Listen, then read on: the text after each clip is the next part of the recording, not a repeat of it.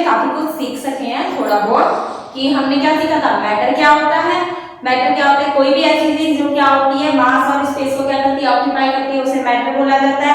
अब जो हमारा मैटर होता है उसके तीन पार्ट होते हैं, सॉलिड, लिक्विड, गैस।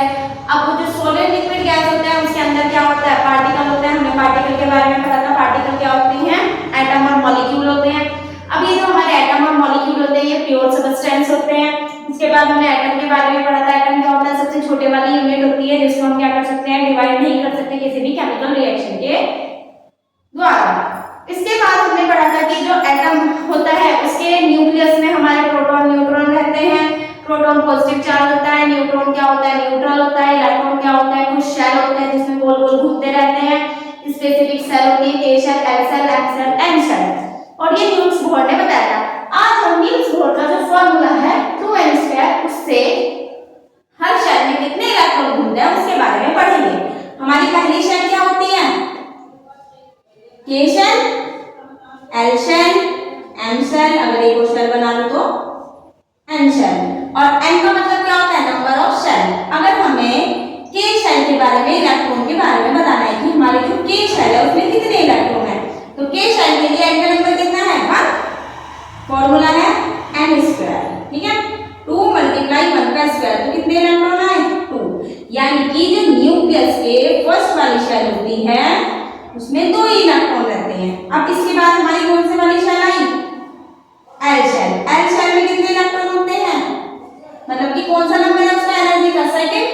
तो 2 × 2 का स्क्वायर, 2 × 2 = 4, 4 × 2 = 8।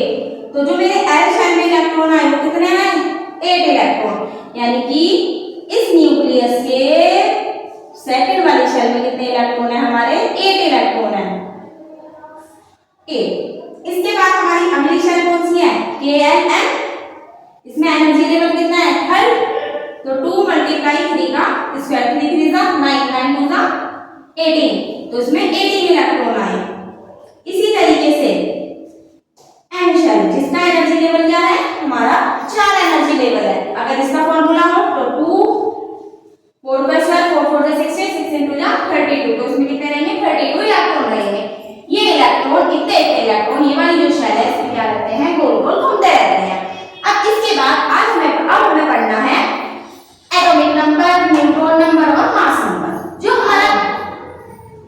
हमारा एटॉमिक नंबर होता है उसे क्या बोलते हैं, number of proton present in nucleus. Nucleus के अंदर कितने हमारे प्रोटॉन प्रेजेंट है उसे क्या कहा जाता है, एटॉमिक नंबर कहा जाता है, जिसे हम किससे डिनोट करते हैं, Z से डिनोट करते हैं।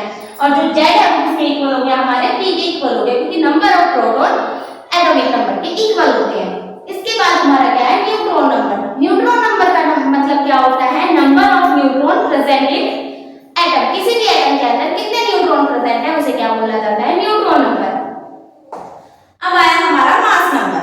जो हमारा मास नंबर होता है इसको हम A से क्या करते हैं, डिनोट करते हैं। और इसका मतलब क्या होता है, total number of proton and neutron present in nucleus, उसको क्या कहते हैं, हम मास नंबर बोलते हैं। इतना पता चला। अगर हमें मास नंबर निकालना है तो क्या करेंगे, A = Z का मतलब प्रोटॉन नंबर ही तो है, P + N।